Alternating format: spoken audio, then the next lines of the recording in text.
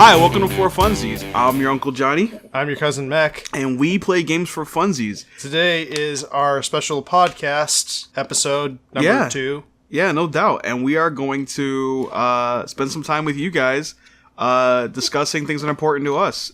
Today's topic is actually something that came up kind of casually, and we figured, why not have a podcast on it? Let's actually get some time to talk about it. But before we get into what it is and the details, enjoy some sweet, sweet Kingdom Hearts gameplay. Yes, of me playing it for the first time. Yep. It probably looks awful. So we're going to treat you to a blind run-through of Kingdom Hearts and then tell you nothing about what's going on.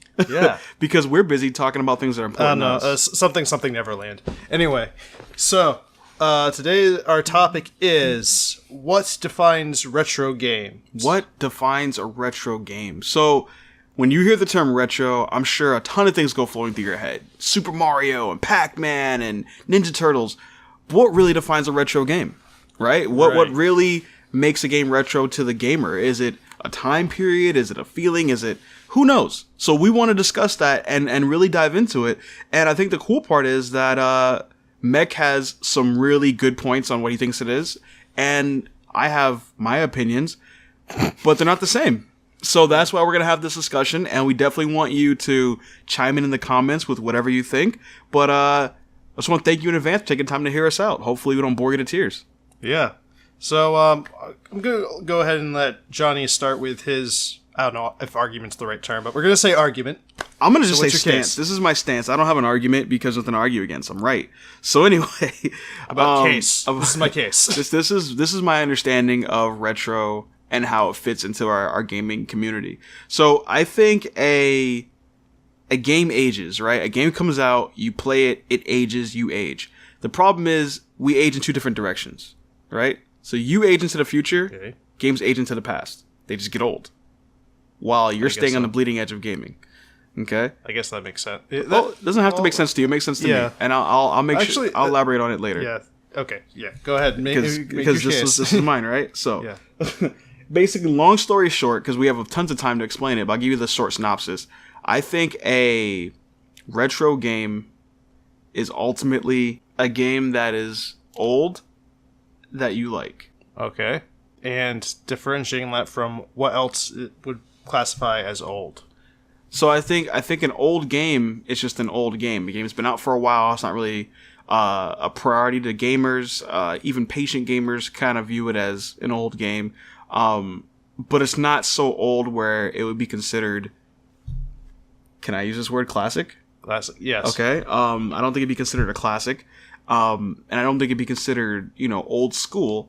But I think that I think retro gaming... Well, I have a lot of thoughts on the matter, but let me hear your thoughts first because I don't want to jump the gun on this. Yeah. I definitely want to hear your side of it. What it sounds like you're saying is that games are old. Right, games get old. Games get old, yes. But then at a certain point you had a personal attachment with those games, so now they're retro. Well, right. So, I mean, I wanted to get into that down the line, but yeah, I think there's factors that make a game retro versus classic or old or anything like that. My case is that well, actually, I guess it's pretty much the same. But retro is different from classic because retro is more personal, whereas classic is like a general consensus. Right. To make because what Johnny was saying earlier is that what he considers an old game, I would not consider old. I would just consider it the previous gen. Like, previous gen is not old to me. And I have my own, I guess, mathematical way of deducing which one is what makes something old and what makes something retro. Mm-hmm. But basically, in the modern context right now, the Wii is just the previous generation. Wii U, same thing. Okay. I mean, I guess Wii U is technically still this generation. Yeah, technically, but I see what you're saying. It's not bleeding edge. Wii is just the previous generation. It's not old. It's not retro. Okay. I mean, yeah. And so definitely not classic yet. Definitely not classic yet. And I take offense to the term instant classic. I feel like that's like an oxymoron. That makes no sense. Right. And people say that, I feel like they don't understand what either of those words mean. Yeah. instant or classic. Yeah, I mean, people would probably said like Sonic Adventures and it's a classic. Yeah, everyone's trying to discredit that claim. Yeah, and I think that So really that's another topic for another day. yeah, another topic. I mean, it really does kind of play into the whole what gamers think and what loud gamers say and what cheap gamers listen to. Yeah. But we'll get into that another time. Yeah. So let's go ahead and So let's break your- down some of the elements of classic and old and an old school. Maybe we can help find what retro really means. Yeah. And maybe we can agree on it. I guess to begin with, when you said old school, I consider old school and retro on the same. Like synonymous with each other? They're synonymous. Yeah. Okay, fair It's enough. the same thing with diversity and variety. See, I don't think they're the same thing. Really? Nope. I 100% see the similarities, but I wouldn't use them interchangeably. You mean for the diversity? Retro and old school? Oh, retro. Okay. Yeah. Diversity and what was the other one? Variety? Yes. Oh, absolutely not. Really? Oh, absolutely not. I think they should mean the same thing. I think they should, but unfortunately because of social norms, absolutely not. Yeah. Well, again, separate issue. Separate issue, but I get what you're saying. When I say when we talk about it in games, I mean. Yeah, in gaming, diversity versus variety. Yeah. Like when they say, okay, separate. This will be a new argument eventually. Yeah, Yes, all right. I watched a video on that, so that's how I got the idea. So that's not fair. Yeah, I'm I fine base from the hip everything. I base everything I believe on things I heard randomly on the internet. If you can't So- believe what's on the internet, why have the internet? All right, so check it out. for it. So let's get some terms we can agree on. Let's have some common ground. So we have current gen, right? Right. And then we'll call the gen before that previous gen, okay? And the gen before that previous gen. I mean, it's kind of understood what that gen is, right? So if I say PS4, PS3, PS2, we kind of all know the generations those took place in. Pretty much, That's fair, yeah. right? Okay. Yeah. Previous gen is like, I guess, I would term that, they call it like modern retro.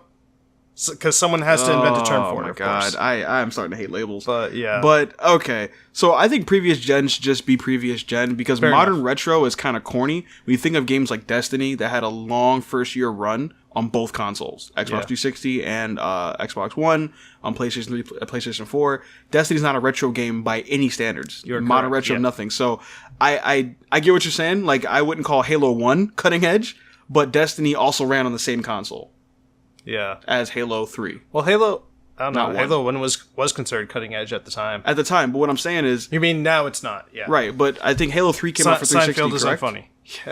Yeah. Halo 3 came out for 360? Um, Was that a launch title? yeah, that came out for the 360. Right, and so did Destiny, which is just Yeah. finishing up. It was so- like just the end. It was like the in-between period of the 360 and the 1. right. So again, I don't look at previous gen as modern retro because to me it's just kind of silly. Yeah. And I agree with you on that. once you listen to our podcast, hopefully you'll understand why. I think we both agree on some of the reasons why old games are old. Yeah. This is actually our second attempt at this. But in case you can't tell.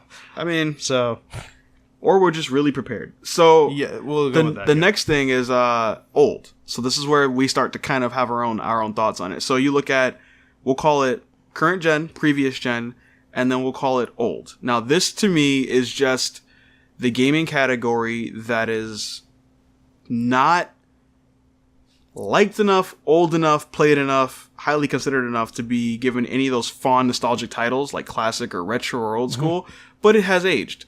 So let's draw a line in the sand because it's easily moved at like Nintendo 64 and PS2. Okay? Fair enough. Just as examples to cite a time frame. I would consider those games to be old. Now, are there classics in there? Are there retro games in there? We could probably dive into that, and we will. But I think, and this is just my opinion, I think that would be considered old. Anything prior to that, now you're getting into ancient history, so to speak, Yeah. where you have to only think about the classics. But So, Go ahead. go ahead. What were you going to say? well, no. I mean I'll stop there so we don't lose everybody. All right. So, from what I gather, what I've gathered so far is you define old as things that are not current gen, not new and not current gen. not current gen, not previous gen. So we're talking about anything older than the previous gen. Anything older than the beginning of the previous gen. Okay. To me, it's considered old. Okay. So, well, it's interesting because we're kind of in in-between period of the next gen. Because, the Wii U's out, it's awesome. It's done. So the Switch is out now. The Xbox announced their new console. You know what it's called? Xbox X. Yep, Xbox One X. Xbox One X. Yes. Xbox. Because that's not the same issue the Wii U had at all. Wii U. Yeah. And then we have the PlayStation Pro and the Xbox One S. And I feel like I'm shopping for a new car. Yeah, I know how you feel. Yeah. Side note, for those of you guys that maybe just hearing this podcast and aren't familiar with our videos, Mech is an avid Nintendo historian. So you'll notice a lot of his references take place with Wii U's and Switches, and that's kind of how he marks his time frames. Yeah. I, on the other hand, have never owned a Nintendo system. Hate me if you want to. Not a home console. Fight me. Yeah, I've never done the home console. I love the handhelds, and I make sure I always have those. But my time periods are more so defined within Sony, Microsoft, Sega, and the original Nintendos. Right. But like, I couldn't tell you when Wii came out. Couldn't tell you. After GameCube, I've pretty much lost interest. Yeah. So if you'll notice us kind of cross-referencing each other with that kind of stuff, it's just kind of our training, if you will. Mm-hmm. It's not that I dislike Nintendo or anything along those lines. Well, yeah.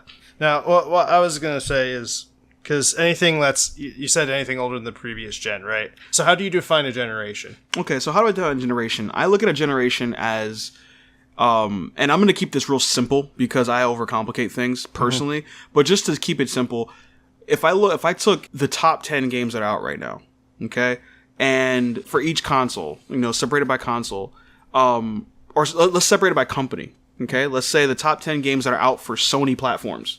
What are they coming out for? Are they out for PlayStation 2? Are they out for PlayStation 3 or PlayStation 4? They're all coming out for 4. So I would consider that the current generation. Yes. Obviously, when you're in a transitional phase, you're going to have games that drop for both. Right. And then you have games that maybe have more content on the newer and not the older. And then eventually the older one gets phased out. But if PlayStation 4 just dropped, yes, that's next gen, but that's next gen. Mm-hmm. That's not current gen. Right. You follow me? So we still have to get there. Okay. So I think there's a next gen, current gen, previous gen thing that could happen. So basically, with Switch coming out, we're entering the next gen. No, Switch, even by Nintendo standards, was considered supplemental to the current gen. Really? Yep. And that's actually in a press even though release. They're not making Wii U's anymore. Right, because people were like, "Oh, well, they just announced all these consoles, and you guys dropped the Switch." They're like, "Yeah, we're not making a household console to compete with this new stuff that's coming out from Microsoft and Sony." Yeah. So Wii U can be considered current gen. But Switch is supplemental to the current gen. Interesting. Now, it's next gen handheld if you want to really dial into that genre. It's an in-between. It's an in-between, but it is going to replace the 3DS, I think. I think the goal is to replace 3DS. Could be. I think they're getting away from the gimmick of the flip screens and all that stuff. I think they're moving towards the Switch being just the ultimate portable handheld device. Yeah. Personal opinion, based on what they've been saying. Okay. Do you think that's a good thing or a bad thing? I honestly have learned to not doubt Nintendo. I feel like really, I think now would be the perfect time to doubt Nintendo. Yeah. I think they make a lot of gambles based on their target audience, which is the Japanese. Yeah. And I think that it works for them. Okay. Remember when 3DS came out, we had to walk to get coins. Those coins were used in games to buy things. Yeah. Americans don't walk. we drive. We have a lot of built-in transportation methods. In Japan, when I was there, we walked everywhere. You walked 9 miles a day. From train stations to wherever you had to go, it didn't matter. Yeah. So having a 3DS in your pocket and walking by millions of people made sense with Street Pass, made sense with all that stuff. Yeah. Here, you might get one Street Pass if your friend brings his 3DS to your house. Anyway, we're getting off topic. Yeah, we are. We could talk about the evolution of Nintendo. I'd love to have that conversation, honestly, another time. But at the end of the day, I wouldn't say Switch marks a next-gen console. I would say it is maybe a next-gen handheld at best, but nothing to replace my Xbox One with. All right, well, okay, so I think you made your case on what you think, what you would classify as a generation, right? I'm gonna, yeah, sure.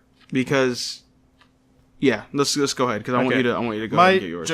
My way of defining generation is a little more, it's more mathematic, I guess. I say that a generation is roughly every 5 years. Mm-hmm. It's not an official way of measuring things, but it's roughly every 5 years. So, like, if we think back to when the Magnavox Odyssey came out, that was the very first home console. That was, I think, 77, 78-ish, I think. 5 years later, Atari 2600 comes out.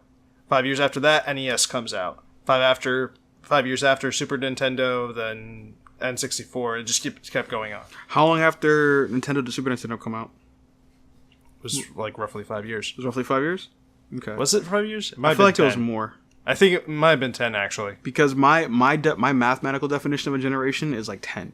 10? Yeah. Yeah. And I can get into that later why. I see where the 5's coming from because historically it's always been about 5 years to the console. See, and that's the reason why I ask, why I bring up how we define generation is because, at least as far as it relates to games, is because the Wii was interesting because the Wii in the 360 PS3, that generation technically lasted 2 generations for me.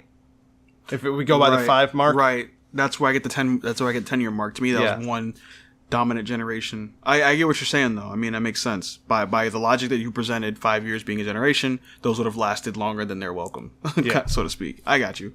Okay. Yeah. So that's why it's hard to say because the Wii is definitely the previous gen, but because it lasted longer than that, it could branch into what's old. Okay. But based on what you're saying, if you say a generation is 10 years, then technically it's just the previous generation. Right, but even previous gen, by my definition, isn't old. It's previous gen.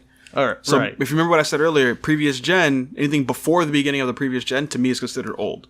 Right. So like GameCube, GameCube PS2, would be considered old, hitting the barrier of when the Wii dropped. Yeah. Or games. So that means the very first Xbox is old. For me, it would be considered old, yeah. Okay. Yeah, absolutely. 360 is just previous gen. 360 is previous gen, Xbox is old, PS2 is old, PS1 is old. Yeah, that's 64. Well, PS1's a given, but right. Well, it's a given because it's accepted that it is, but I mean, now back into, this takes us to our main topic. What is retro gaming? Okay, right. So I'm gonna give you my personal definition of retro gaming now that we've defined some terms. Yeah. I think retro gaming is gaming that takes you back to a certain place in your gaming experience that is no longer normal now. Okay, and here's what I mean. Normal now for us is gaming online, gaming with a headset, gaming on giant TVs, whatever your normal is. Maybe you have a small TV, I'm not judging. But what I'm saying is, you know what you game on now. Okay? Retro is going to take you to a place where that was not possible. Right? You had to go to an arcade. You had to go to a friend's house. You had to hook a bunch of computers up in a room and play or tie your Xboxes together. I think that's one major element of retro gaming. The second, to me, would be the experience. What kind of mechanics were used? What kind of, and I know Mech loves and hates this term, gimmicks were used? What kind of emotions were evoked during that time? But to me, it's not as important because not all retro games evoke a lot of heavy emotions. They just happen to be around when you were younger. Yeah. So I think the time period when you played a game and how you access the game versus how you access it now make it a retro gaming experience. Personal opinion. That's yours. All right. Mine is a little, I guess, loose. My definition of retro is, like you said, it's an old game. But it's an old game that you had a personal attachment to when you were younger. Yeah. Yeah. Is that what you would call old school? Curiosity? Old school to me is really mostly tied to how you play the game. Okay. It's a retro, I think, like you said, has more of the emotional element to it. Retro is like embellished. Right. Old school is like literally old. Like I can go play pinball on a wooden machine. That's old school. Yeah. Now, at this point, it's where I would to give an example, some games that I would call retro. I have a very close personal attachment to Mario 64, Star Fox 64, Chameleon Twist, Bubble Bobble. Some good names. Games like that. Some other ones. But the thing is, retro does not mean necessarily good. And this is where I think this is a whole separate discussion. This is definitely a separate discussion. What makes a good game or bad game? But the way I say it is that a retro game, you have a personal attachment to it, whether it's a good game or a bad game. Okay. Whether you liked it or you hated it. Personal attachment, got it. Yeah, in some way or some form. Right. Like, So it's an older game. You have a personal attachment. yeah. And to clarify, it's if you hate it now, going back to it, it's still retro. Oh, well, yeah, no. How you feel about it now doesn't really matter. Yeah. I mean, if you liked it because you played it when you were younger, then yeah. People change their opinions based on YouTube videos. So I don't really take current opinions. I take them with a grain of salt. Yeah, fair enough. It's just cool to rant about games that you think nobody likes.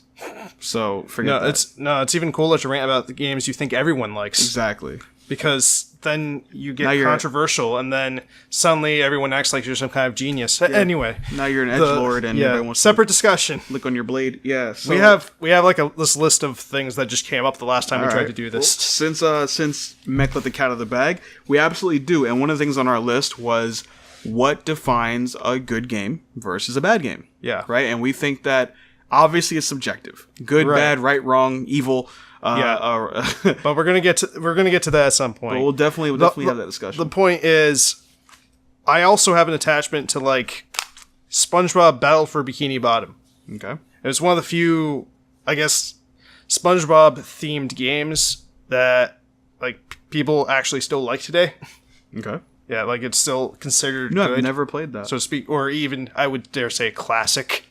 But it's like I also played like the A Bug's Life game, or in the Toy Story games, and I was like, and I will still play them, but I do think they're objectively bad. Okay. So that I think that's where a little bit of our definitions maybe differ a little bit. Okay. Because to me, retro gaming is more about the experience. Yes, the attachment does kind of play a factor, but for me, like you said, Mario 64, right?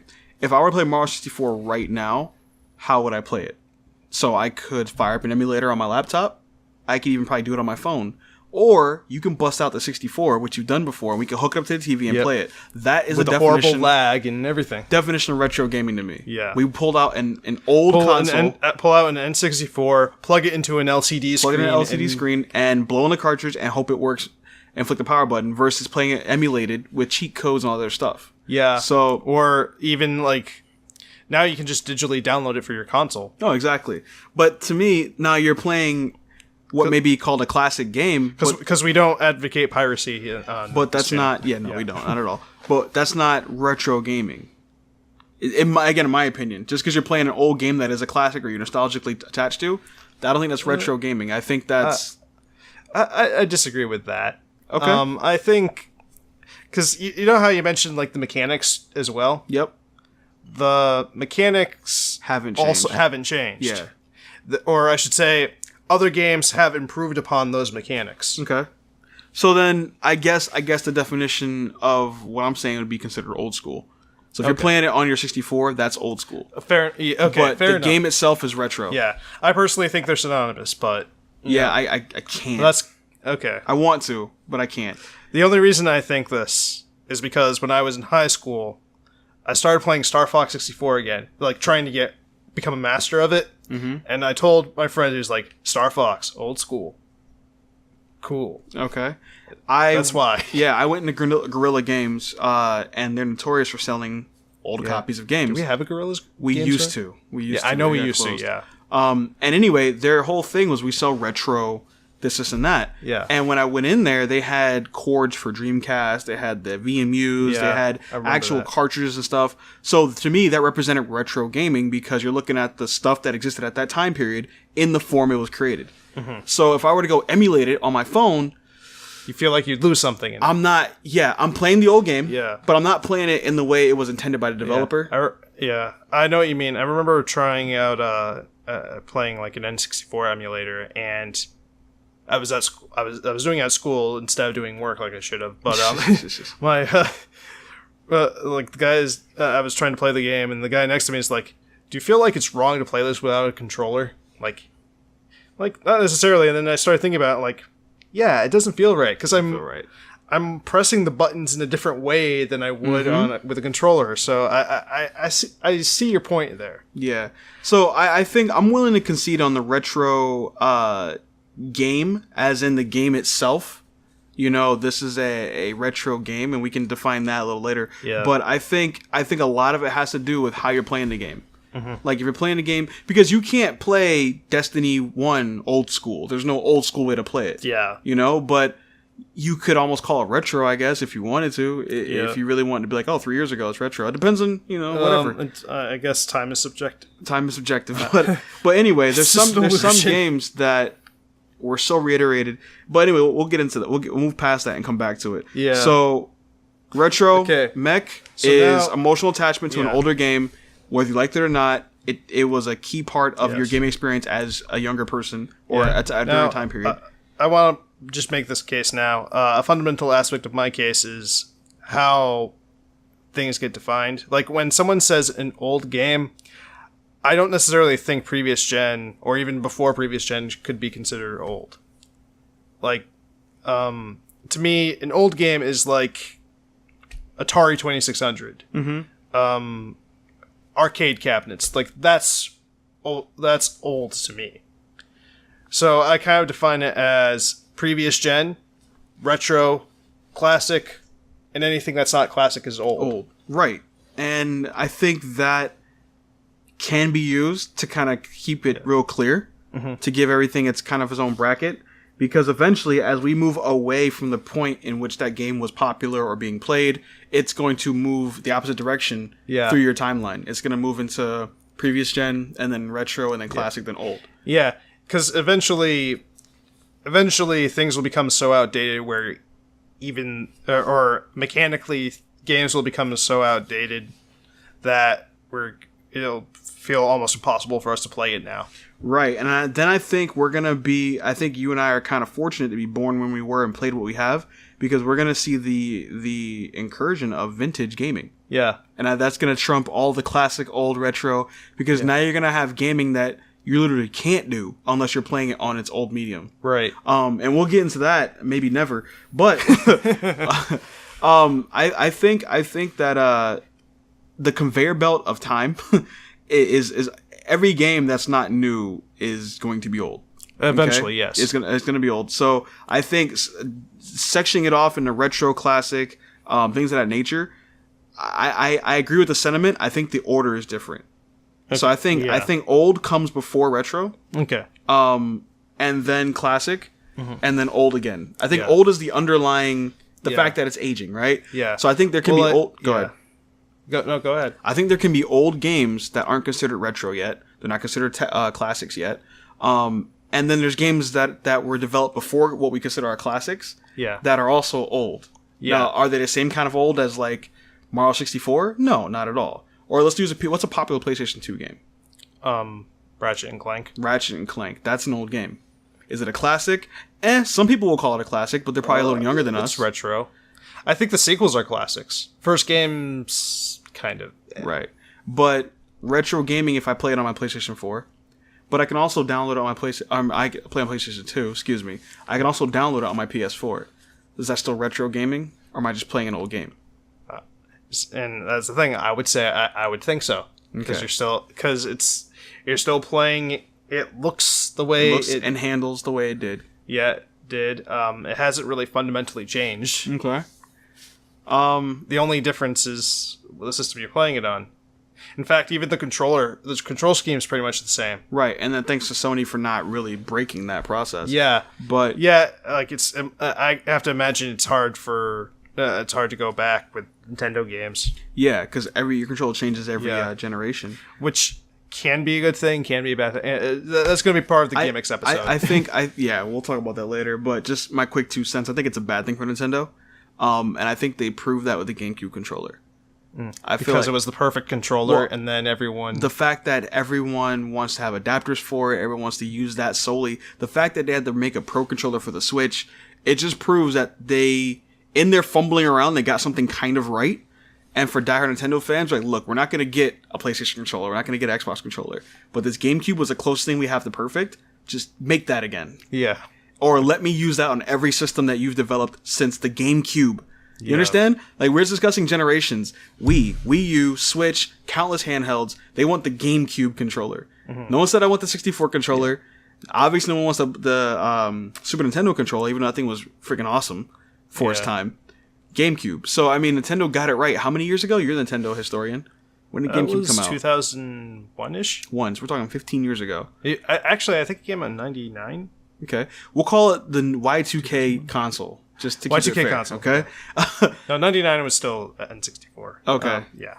So I'll even say GameCube. I'll call it a rough 2002. Is that fair? It was definitely out by then, right? Yeah. 15 years. People want to use a 15-year-old controller. Sony was like, we love that concept. We're just never going to change ours. Xbox is saying, you know what? We'll modify it, but it's for the most part the same. Yeah. Nintendo, try these nunchucks. Try this motion control. How about I put a giant screen in your controller? You know what? Let's just make that its own console. So Nintendo, I love that they're taking risk. And again, we'll talk about this in depth later, another podcast. But people want the GameCube controller. Is that retro gaming now? By using that controller, are you retro gaming because you're using old equipment? By my definition, I guess you would be, even though it's not. At that point, I don't think so. I don't think so either. If I play Smash Brothers 4 with a GameCube controller, is that retro gaming? Not really. No. Is it playing it old school? Not really either. But you could argue that it is. Well, I would make the case that they're trying to have an old school feel. Right. But it's not old school. It's not old school. It's an old school feel. It's like, let me get that old-timey Coca-Cola.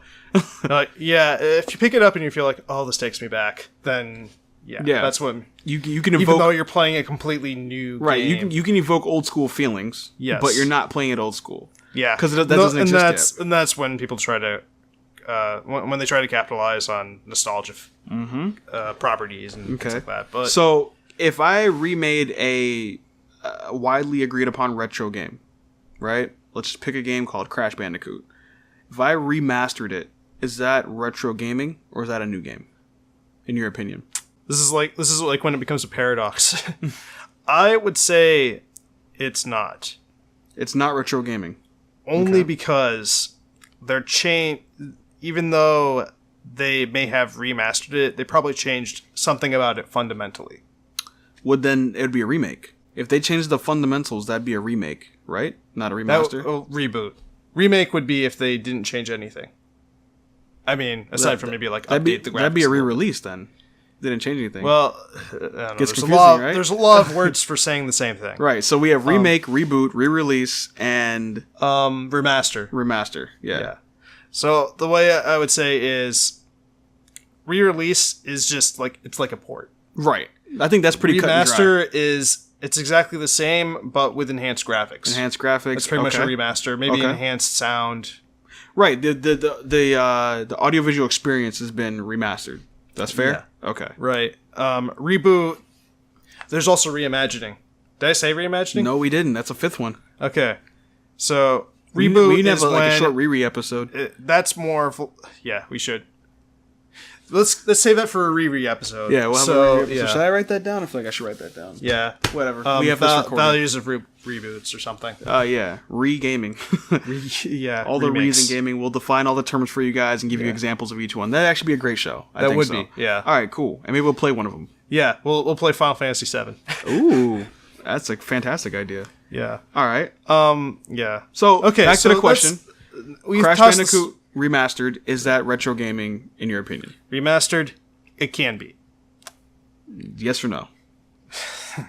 Yes or no? Mm-hmm. If you had to take a hard line stance, I'm going to say no. You're going to say no. Okay. I'm going to say yes. Okay. For devil's advocate, and because I actually kind of believe that it is, and here's why. You're playing it, and this goes against almost all my definitions, but it does. You're playing the original mechanics on the original game. It's just been touched up, so it looks different, right? Mm-hmm. You're playing it on a controller that it came out with, thankfully, just because of Sony by default. It's more that's more of a coincidence than it's a super coincidence, but that's just what you're dealing with. You have one extra button, right? And if that button does anything, that breaks the whole retro gaming thing. Yes. I think the Beyond Good and Evil is an example of the opposite. Now, if you consider Beyond Good and Evil retro, if you did, which I don't think it is yet, it's more previous gen. It came out for the PS2, but that was PS3. No, it was 2 because I didn't have a PS3 and I had Beyond Good and Evil. Yeah. So that's old game, and they remade it. I thought they were just reimagining it. I thought they were just making a sequel. This doesn't say anything about a sequel. It just says Beyond I Good thought and it Evil. was Beyond Good and Evil 2. Is it 2? Yeah. Oh, okay. Well, I didn't know that. That's even better. Because the monkey's weird. The whole thing is weird. It looks weird and different. Yeah. And I don't like weird and different because I'm old. Anyway, okay. Getting back to yeah, so I would say they're... Alright, now I'm thinking about it. I think they're invoking the retro experience. Yeah. Evoking the retro feeling. But I'm going to just go with yes. I think it is. You are... When it's a flat remaster or a master re-release, I think is retro. If the game is already considered retro gaming. Yeah. I would say... It's a weak argument, but I'll take it. My case for why it's not is also a weak argument. But it's that it's intended to be... While it may be a remaster of an old game, it's intended to be a PS4 game. It was... They basically updated the graphics. It's really essentially a remake. I guess remaster and remake are kind of the same thing-ish. Because they're trying to be. But mine's a weak argument too.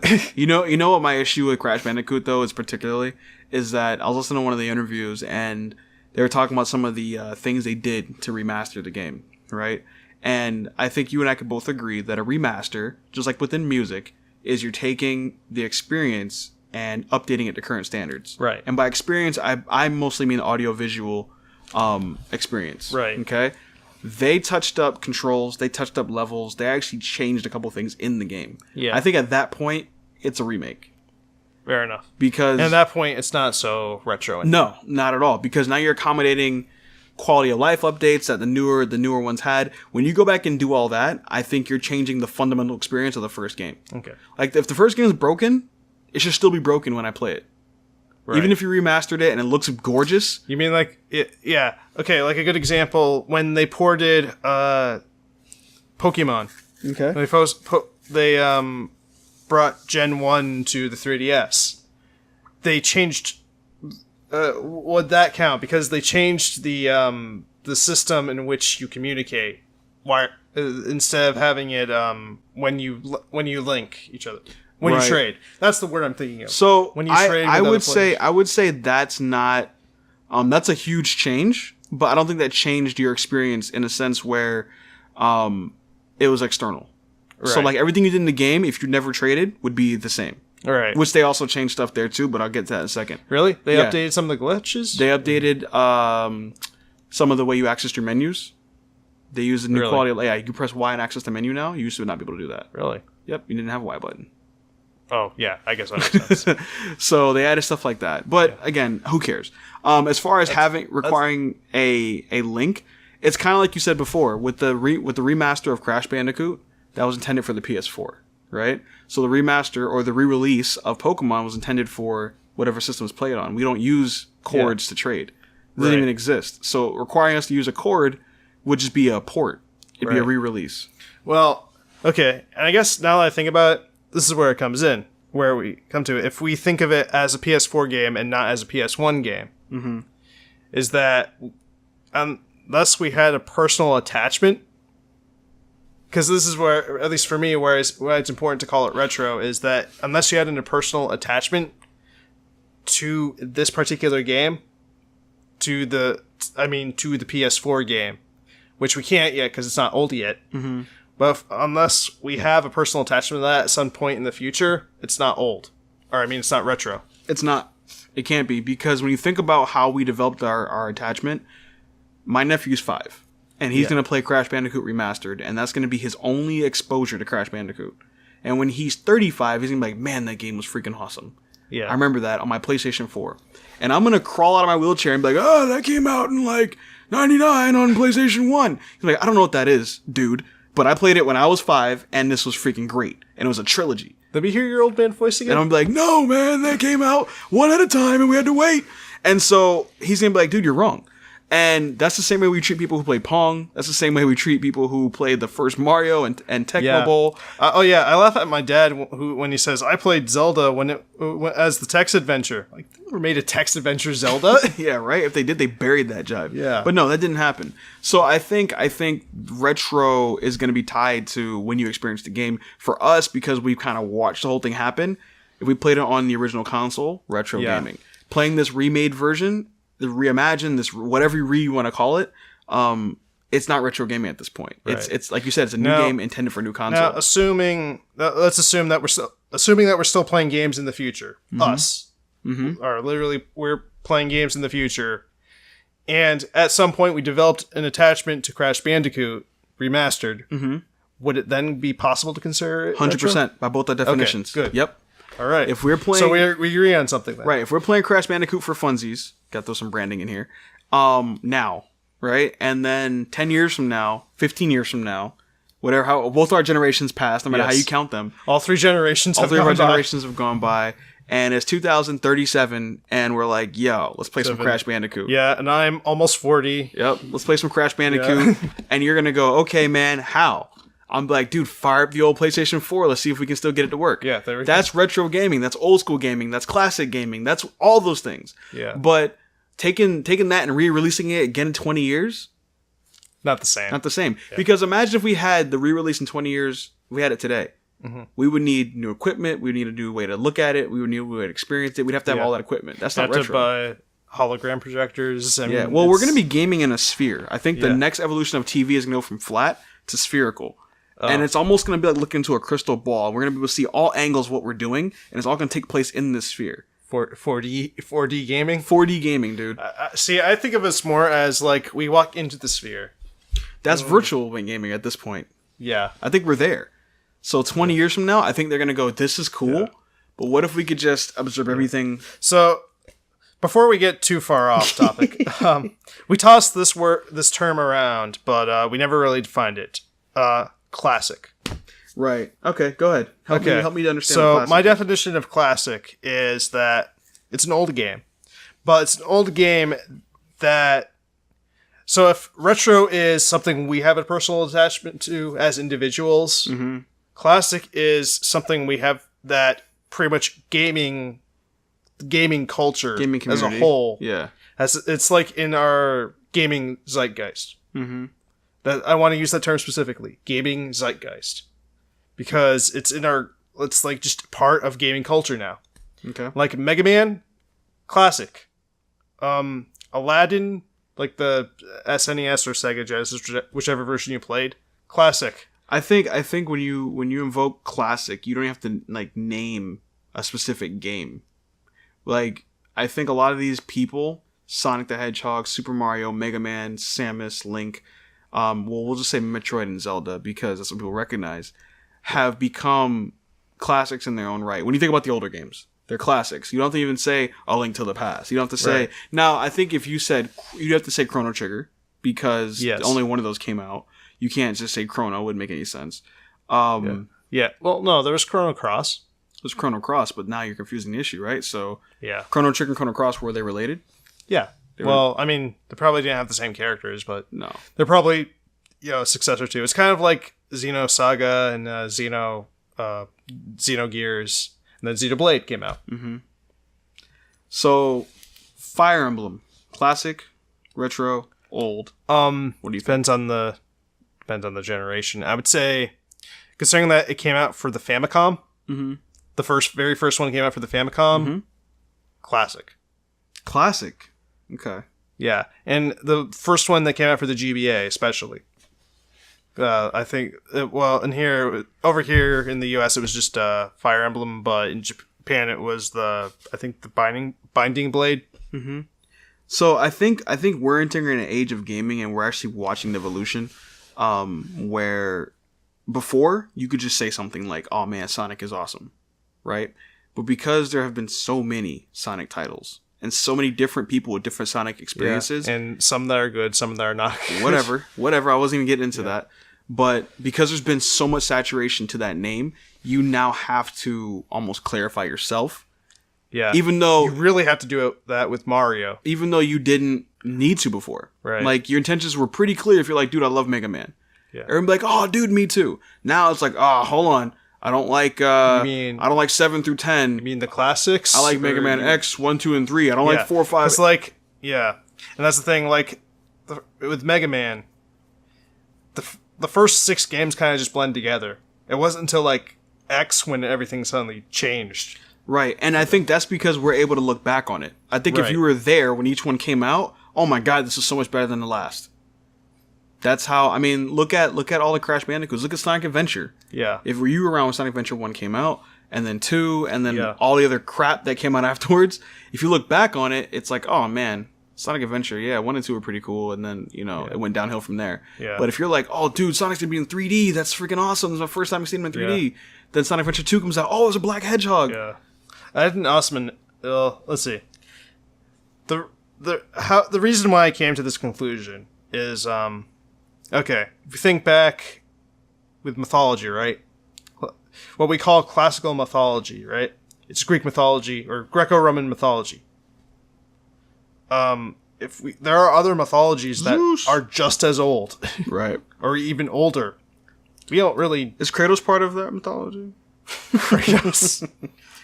Yeah, after he killed Ares. Yeah, right. Yeah, and so is Nicandrios.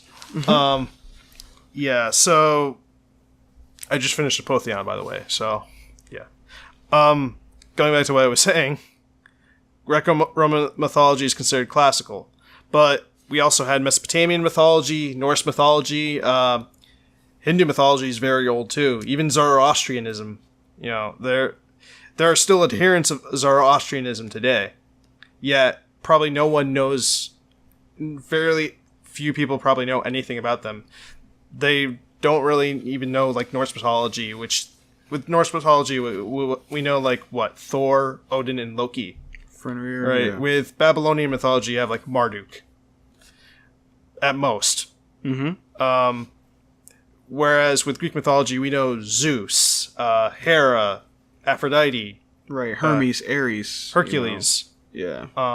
Titan. Yeah, and that's the Gaia. thing. Why they're called classical mythology. I think it's because of how deeply ingrained they are in Western culture, in Western pop culture, just generally speaking. Then they're in basically the Western zeitgeist. If we think about music, or like rock music, 60s and 70s era music or rock music is where rock was basically pop music back then. So we refer to like the 60s, 70s as classic rock, right? 80s, 90s, that's more retro, and then we just have modern in the previous decade because we tend to go by like 10 years, by decades with them. With music? Yeah. So I think the same principle kind of applies to gaming as well. That it's more about how much it's influenced gaming culture as opposed to its own quality, I guess. Okay, so that would be the definition of classic gaming. Yeah. Now, the question is, by that definition, is Bubsy considered a classic? Well, let's dissect that definition a little bit, see if we can understand a little better. Okay. So, let's use real-world examples. Super Mario Brothers, Nintendo NES classic gaming system, right? We will credit the NES as being the father, the real public face of home gaming. Okay, you can cite Famicoms and Ataris and all that fun stuff, but Famicom is the NES. Yep, but you can really call Nintendo Entertainment System as being the father. And the reason why I said Famicom is because nobody knows that. Like, if I go to my mom and be like, yo, you want a Famicom? She's gonna be like, I don't know what that is. And you probably pronounced it wrong. It's Famicom.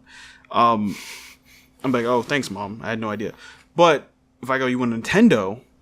She's gonna be like, Wait, she had no idea what it is, but she was able to know that you pronounced it wrong? exactly. My mom's like that. Interesting. Yep, she's no dancing dummy. But so I think a classic game does have a spot in the gaming community's collective memory, for sure. I think it has to, otherwise it wouldn't be a class. That's why again, why we said the instant classic term is absolutely boneheaded. Yeah, I think it's unfair too. Right. You're discrediting. Yeah. I don't know. I think you can see games that have the potential, but you really just have to wait and see to think that. Right. So, like, I'm sure Undertale will be I think well known down classic the years. But down the years. I think classic and iconic get confused quite a bit because people always want a better adjective, but you kind of got to use what you have. And I think iconic more so refers to really something that really defined your experience, whether it was a genre, whether it was a character, whether it was music. I think iconic in gaming, like we know what gaming icons are. You see a guy with a red hat and a mustache, iconic. You see a blue animal with big eyes, Sonic, that's iconic. We know what the icons for Zelda and Metroid. Nintendo is deep in the lore of their own iconic history. Yeah, would you say Master Chief might be considered iconic? Master Chief is definitely iconic, for sure. Yeah, especially for the Xbox. I think so too. Right. Yeah. Crash Bandicoot, Spyro. Ratchet and Clank, all these mascotish characters can be considered iconic or good candidates for iconic characters. Because maybe not so much Ratchet and Clank and Jak and Daxter, even Crash Bandicoot maybe because of the time he's been out, but I think being iconic, it develops from when you cross over out of your own thing into something else. Master Chief has been in countless little movies. He's been in Dead or Alive as a female. Like, he's been in other mediums outside of Halo, which made him an icon. Anyway, so classic gaming, or a classic game. I don't think classic gaming is even a term. Yeah. It can't be. It wouldn't make sense. Whereas retro gaming is. Old school gaming is. But I think classic is a game that was defined as great.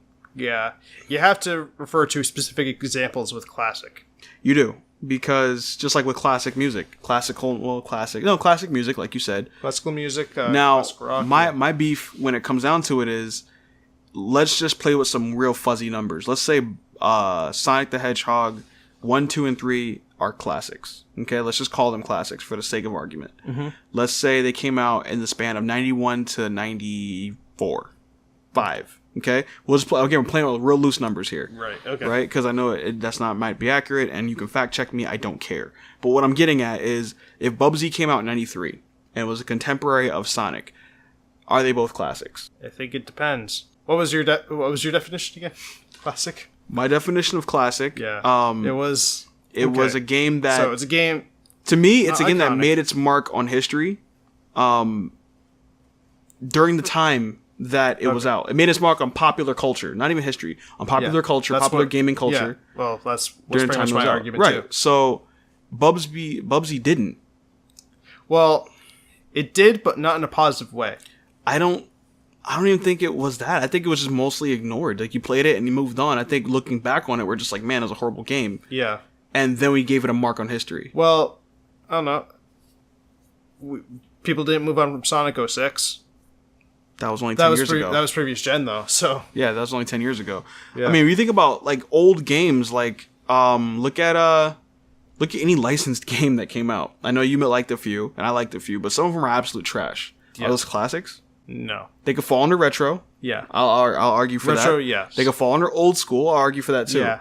But I think Some of them could be considered classic. I know Aladdin is generally considered. right, but it's not generally considered a bad game. True. I would describe it as a mediocre game. Okay. But it's not. The Burger King games, are those classics? No. No sneaking? No? Okay. No sneaking. So I think classic has to be It has to be earned. Has to be earned for sure. Yeah. I think its mark has to be left on the popular culture at the time and felt throughout the generations. Yeah. Well, I could say, okay, so in order for it to be classic, it had to have made its mark at the time. During the time it was I would make popular. the case that it could make itself a classic in retrospect. Okay. Like, I'm sure there's exceptions to that rule, Yeah. 100%. I'm sure.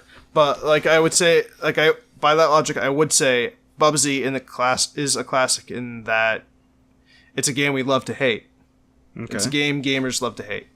Same thing with Sonic 06, but it's technically not old enough to be a classic. So, Right. Although it's funny because it is technically platinum hits for 360. Bubsy? So apparently, no, Oh, Sonic 06? Sonic 06. It sold enough copies, dude. Yeah. I don't know. I think...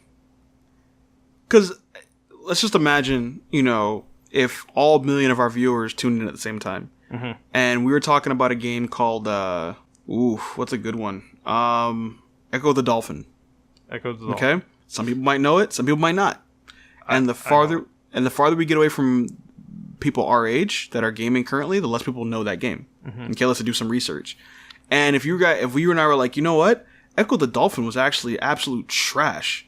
Here's a bunch of reasons why, and we're really upset physically. I can't sleep at night because this game was so bad. You guys should check it out.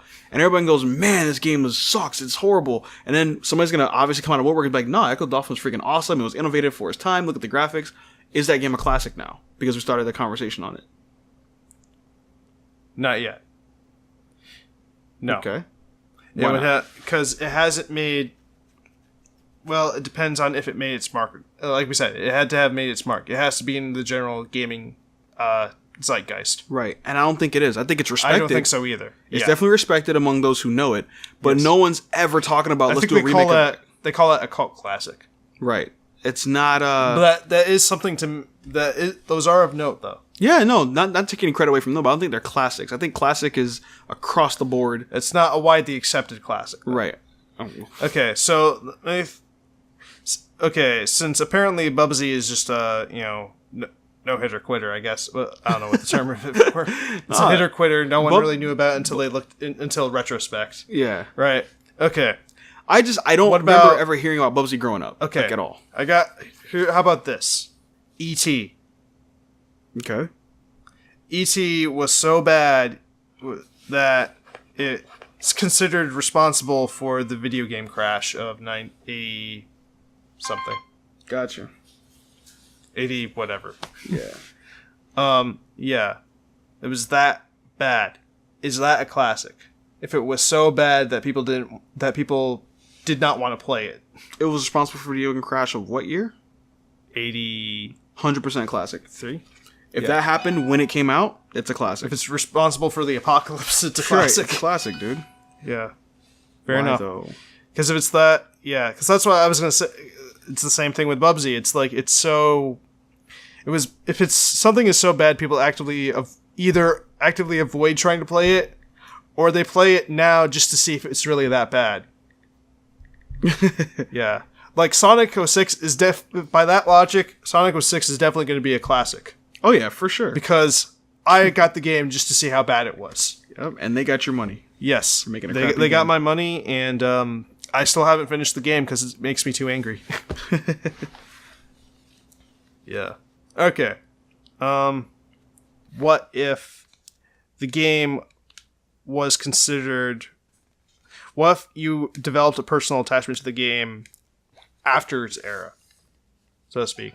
Like, I have a very close attachment to both Shin Megami Tensei and Metroid. Mm-hmm. Like, but like those are very old games. How did you play them? Well, SMT I played through the first time I played through an emulator. Mm-hmm. The more recent ones I played on the 3DS. Right. Because they came out for the 3DS. Right. So you played Metroid, mm-hmm. and Metroid, specifically Metroid Prime, because that's the one I have the deepest connection to. Mm-hmm. I played that on an original GameCube. Right. So I think that the one original GameCube is retro gaming for sure, 100%. Yeah. I think you played a port of something else on a newer console. Not really retro gaming. I think we just discussed that with Crash Bandicoot. Yeah, I know that, but no. Well, SMT4, no, it's a sequel. Okay, developed for the newer console. Right. So okay. Well, so I played it on an emulator though. The first game, I played it on an emulator. I played that first. I don't think that's retro gaming. Okay. I think it is, but I didn't have an attachment to it at the time it came out. You developed one. Right. Right. So my question is, you developed attachment to. Let's clarify. You developed attachment to the game the way it was presented when it came out. Because pretty much emulator is. You're playing the game the way it was presented when it came out. I guess so, yeah. So then, yeah, that'd be considered retro gaming. Because if emulators are our only option, yeah, they kind of have to be considered. Yeah, well, because if I'm going based on like the personal attachment to it, but I didn't develop that attachment to it nearly at all when it came out. Right, but like it came out for the Super Nintendo. But it's like, okay, check it like this: if you actually put me on to certain bands that I've never heard of before. I like their music. I like the music the way it was when they created it in the 60s and the 70s. Mm-hmm. That is still classic rock. Right. Right? It doesn't change because I'm listening to it on an MP3 player. It doesn't change. I'm listening to it on Sirius satellite radio. Right. It's still being presented the same way it was being presented when it came out. Now, if someone covered it and I heard that, then that's no longer the way it was when it came out. Right. So that wouldn't be, it'd be classic rock, I guess, because they're imitating it, but it wouldn't be the same connection. Because I like what this cover band's doing, not necessarily what Pink Floyd did or so on or something like that. So I think if you experience a game, and I'll make a concession for emulators, if you experience a game the way it was released to the masses, and you develop an attachment, then you can call it retro gaming. Okay. I think that's fair. Even if it's more recent. Even if you develop the attachment. Yeah, absolutely. Because you're developing an attachment to the same game that the guy would have developed when it came out. Okay. Now, in the case of Crash Bandicoot, that's not retro gaming. You would develop an attachment because it's a remake and they've touched it up and they've done so much crap to it. It's like Dolly Parton. It's just not the same person. Not anymore. Yeah. And I would go with Joan Rivers on that one. Right. Like people say, oh, I like 80s Madonna versus like 2000s Madonna. It's the same kind of concept. Okay. You're going to see them all in 2000 because that's what the current year is. Yeah. But you know better. The current year? Well, current year to me. But you know that the 80s version is just different. And you appreciate that. You don't want her touched up remastered. You just want to experience Material Girl and all that crap. Yeah. You don't want the Madonna who's like half Indian and she's singing, yodeling and stuff like that. She went through that phase. Look it up. And wanting to blow up the White House. Anyway, so yeah. Britney Spears shaving her hair. No. You don't want all that crap. All right. Anything else to say on the subject, or? No, not on the subject, but I did want to talk more about us. Okay. For funsies. All right. Well, let's make a closing statement. Let's wrap up. Yeah, sure, no doubt. All right. Well, again, to make my statement clear, my general agreement is that old games are old is just a number, I guess. Age is just a number. Yep. But retros never really seem to age. Okay. At least not to us. Because we care so much about it that we don't care. All right. I know that was a contradictory statement. We are statement, talking in circles here on 4funzees. Just bear with us. We care about the game so much that we don't care that it's old. All right. Okay. Okay. My kind of timeline chronological thing, any game older than previous gen that doesn't carry over into next gen for it when it came out is old. On top of that, you take in other factors to create retro. I think the retro is created from how you played the game, the mechanics, the feel, the look of it, and when you played the game. Mm-hmm. And I think classic is going to be an amalgamation of not only what qualifies for retro, but also has to qualify across the board for people who may or may not be in the same genre as you as far as what they like. And then we'll get into antiquities another time. Yeah. But I think that the old, like you said, the aging of a game, there's old games that exist between previous gen and what we consider retro, and then there's old games that exist beyond what we consider classic that just never made it to classics because they're not well liked or well received or well known. Okay. So that's my kind of stance on it. All right, so here are some things that as Mech said, we did kind of have this conversation before. That is lost to the sands of time, but someone lost the hard drive.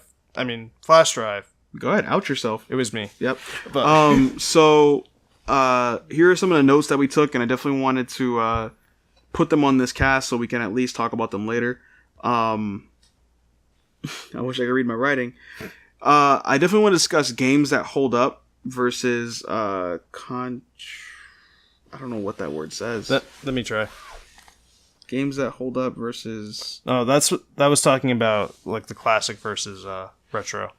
Yeah, it was. That was the previous note. All right, so we're going to talk about what defines good games versus bad games. Hopefully, have some examples. Yeah. And how we can objectively look at it versus how we can subjectively look at that. I think it's hard to look at it objectively. Aside from, we say it, but we can't. I think it's possible, and I have a couple ideas as to why. Remember, devil's advocate. I actually agree with you, but why not, right? Yeah. Makes for more fun discussion.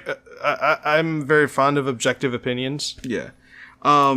The second thing, or another thing we're looking at is, what is the difference, or when did you change as a listener from just a person who wanted to play video games to a person who respected the medium? Yeah. And what it can do. And I would actually say I even make the case that that particular one is covering when do you officially become a gamer? Right. So we're gonna look into that. Yeah. Another topic we're looking into is the pros and cons of digital gaming. And I want to cover all bases of that. I want to cover pre-orders. I want to cover DLC. I want to cover licensing. A lot of things I want to discuss because I know we play games for funsies, but we live in we game in this environment. Yeah. And I think you got to have a good understanding of what's going on because they will take all your money from you. Which brings us into a couple of our other topics. Console generations and saturation. I want to talk about that. Are new consoles really new? Are they really defining new generations like they used to? Or are we just getting expansions of old consoles? Definitely want to talk about the direction that's taking. One that's near and dear to Mech's heart, and we kind of mentioned this, is gimmicks in gaming. When are they necessary? When are they not? When are they well executed? When are they not? I'm going to let him head that up and follow his lead because he's already shared a lot with me, and I want him to share it with you guys. The gaming hive mind, which is something that we're all victims of, but this is one that's actually really a passion project of mine because it's, I'm with you on that one. Yeah, I think that there's a lot of influence to be had within YouTube. Yeah, and I think that people go on the mic and they make these arguments and these video essays and these rants, and they influence people who otherwise wouldn't have an opinion on something. Yeah, and that's just one aspect of it. Yeah, and actually, that's kind of going to be a two-parter because in one we're going to cover how the hive mind, how the hive mind affects games themselves. Right. But then after that, we're going to explain how the games affect the hive mind. Right. So we want to look at how we affect the perception and how we influence the reception of games. And then, like Mech said, how are the big heads, the studios, the developers, the promoters, the publishers, how are they impacting the gaming community and the hive mind, if you will? Yeah, so there's a lot of ways. We definitely want to take a hard look at that. Again, we play games for funsies, but when it comes to community, we want you guys to kind of have your head on. Yeah. And see, well, the thing is, this is fun to me.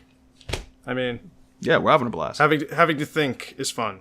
Yeah, if that makes sense. Well, hopefully you've been thinking and watching some expert Kingdom Hearts play. Some expert. But anyway, that being said, die to Shadow. Sora over and over again or whatever. So this is time for some shameless plugs for our channel. 4funzees, we play games for funsies. We have a couple segments that we like. We're currently running Persona 5. Yes. Right? We're currently running Persona 5. So jump into that. You can adventure with us. We're definitely taking our time with it, kind of soaking it all in. So feel free to pick it up anytime. We started Child of Light not too long ago. We have a couple of segments that we like to do from time to time. What's in your library? Where we pull games out of our library at random and just kind of spend some time with them. We got 4 freebies. We do a 4 freebies segment where we look at what's being offered for the month. I have a subscription to the PlayStation Gold or Plus and Xbox Gold. Station? Yeah, Payway Station, bro. Payway Station. Yeah, it's like Panda Express. Chinese food. So I have that, and so we look at the what's being offered and maybe play a couple of those games. We have what other segments do we have? I think those are the big ones. We have the podcast. Check out the podcast. Yep, we do a podcast with our friends at Turbo Thumbs. You can't see it. I'm doing a Turbo Thumbs icon now. And Maestro Music, that's his name? Yep, Maestro Music. Maestro Music. 2 awesome gentlemen that spent some time with us to just talk about getting into YouTube, their challenges, and what they do. Definitely check them out. I'll have Mech leave a link in the subscription, in the description for the prescription? The RX, if you will. Yeah, anyway, we're trying to put out content that you guys want to see. Yeah. But most importantly, we're just doing it for us. We're having fun with it. Yeah. So tune in. If you like what you see, a like would be appreciated. Otherwise, your comments are always appreciated. And also, social medias and all that stuff is in the description as well. We have a Twitch channel that we never use, but we have it. Yep. So let's give you a forecast. If you're tuning in this long, then we might as well tell you what's coming up. Yeah. The Mortal Mechanism has been working on some really cool editing projects. You want to put that out there? Yeah, sure. Sure, why not? I made let them see it. Made a fun little video. Yeah, I'll put a card to it. And I'm going to be doing a lot of streaming. I won't flood the channel with what I'm doing. I'll be doing a lot of streaming as Uncle Johnny with some of my fire team members. Wink, wink. If you know what fire teams are, definitely check us out, especially come September 6th. I'm probably gonna jump back into some Mass Effect multiplayer. I like to do group multiplayer activities. That's my kind of gaming. I'm doing a lot of ESO right now, so definitely if you're into that stuff or want to venture with us, check us out. There's no links to drop. I'll make sure that information gets out there. Just stay tuned. Yeah. And I'm also intending on making some videos that are more review-ish or analytical. Whatever. They're gonna come out too. So, enjoy them. We dropped a lot of info on You this better episode. you better enjoy them. Okay, so check out our videos in our description and check out those 2 things on the screen right there. Okay, does that sound good? Don't ask me, ask them. Okay, like, comment, and subscribe. Bye, everybody.